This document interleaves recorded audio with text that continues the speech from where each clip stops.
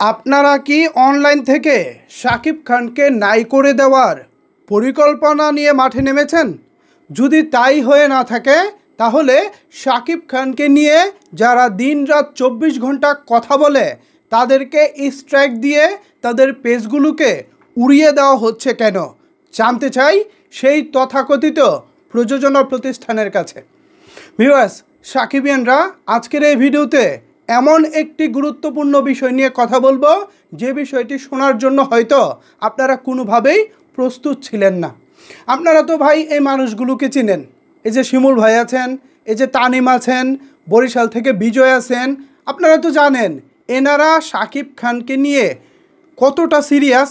দিন রাত 24 ঘন্টা শাকিব খানকে নিয়ে তারা ফেসবুকে কথা বলে শাকিব খানের নতুন নতুন সিনেমাগুলোর তারা প্রচারণা করে থাকেন।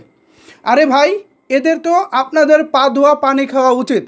প্রযোজক পরিচালকদেরকে বলতেছি, এদের তো আপনাদের পা ধোয়া পানি খাওয়া উচিত, কারণ এরা নিঃস্বার্থভাবে দিন রাত খেটে নিজের খেয়ে আপনাদের প্রচারণা করতেছে।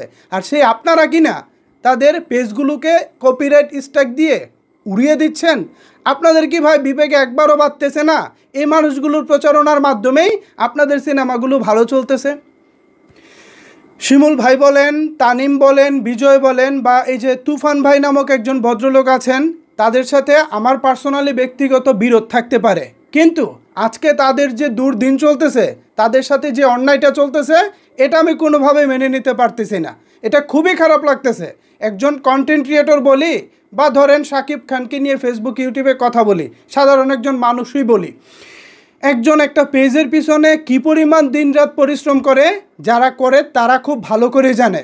সাকিবিয়ান বা ভিউয়ার যারা আছেন, আপনারা হয়তো বা সহজে আমাদের আপলোড করা ভিডিওগুলো দেখেন, কিন্তু এই ভিডিওগুলোর পিছনে এক একটা মানুষের কী পরিমাণ পরিশ্রম থাকে এটা কি এই তথাকথিত প্রযোজক পরিচালকরা বোঝেন? এই যে আজকে তানিমের ফেসবুক উড়িয়ে দেওয়ার চেষ্টা করা হচ্ছে, স্ট্রাইক মারা হচ্ছে, শিমুল ভাইয়ের পেজকে নাই করে দেওয়া হয়েছে, তারপর পরবর্তীতে টার্গেট হয়তো বিজয় থাকতে পারে, আমি থাকতে পারি। এভাবে যদি আমাদেরকে যদি ফেসবুক ইউটিউব থেকে কপিরাইট স্ট্রাইক দিয়ে নাই করে দেওয়া হয়, দিন শেষে শাকিব খানকে নিয়ে কথা বলার মতো মানুষটা কি আর থাকবে? যদি না থাকে তাহলে দিন শেষে শাকিব খানের লসটা হবে না? এরা কি পরিকল্পিতভাবে সেই লসটাই করতে চাচ্ছে? খবরদার, ভালো হয়ে যান, যাদেরকে স্ট্রাইক দিয়েছেন দ্রুত স্ট্রাইকগুলো তুলে নেন। এরা আপনাদের কারো পাছায় আঙ্গুল দেয় নাই, কারো কোনো ক্ষতি করে নাই। তারা জাস্ট তাদের মতো করে ব্যক্তিগত মত প্রকাশ করে। ব্যক্তিগত মত প্রকাশের স্বাধীনতা বাংলাদেশ সরকার আমাদেরকে দিয়েছে। এটা স্বাধীন দেশ, আমরা আমাদের ব্যক্তিগত মত প্রকাশ করতেই পারি। আপনার ভালো না লাগলে আমার কোনো সমালোচনা বা ভাইদের কোনো সমালোচনা আপনার ভালো না লাগলে ইগনোর করুন, অথবা তাদের সমালোচনায় যদি মনে হয় এখান থেকে শুধরানোর কোনো কিছু আছে তাহলে নিজেরা শুধরে নিন, কিন্তু তা না করে মতের সাথে না মিললে আপনার স্ট্রাইক দিয়ে দিবেন, এটা তো হইতে পারে না। এটা খুবই জঘন্য কাজ করতেছেন আপনারা। প্লিজ স্টপ করুন এগুলা। আপনারা শাকিব খানকে নিয়ে কাজ করতেছেন, শাকিব খানকে নিয়ে সিনেমা বানাচ্ছেন, অথচ তলে তলে শাকিব খানকে নিয়ে যারা কথা বলে তাদেরকে আটকানোর চেষ্টা করতেছেন, তাদেরকে দমিয়ে রাখার চেষ্টা করতেছেন। আরে ভাই, তাদেরকে দমিয়ে রাখা মানেই তো শাকিব খানকে দমিয়ে রাখা।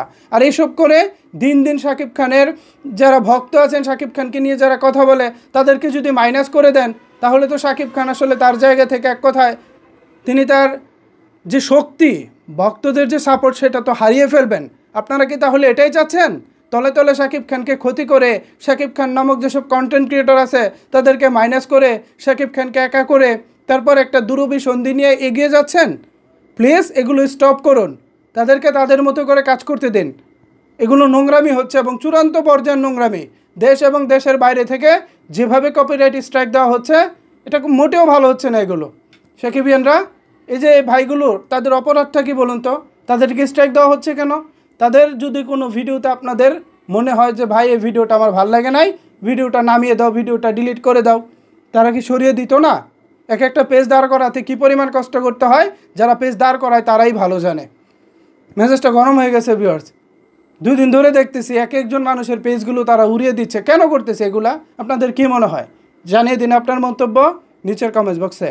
ধন্যবাদ সবাইকে এতক্ষণ আমার সাথে থাকার জন্য।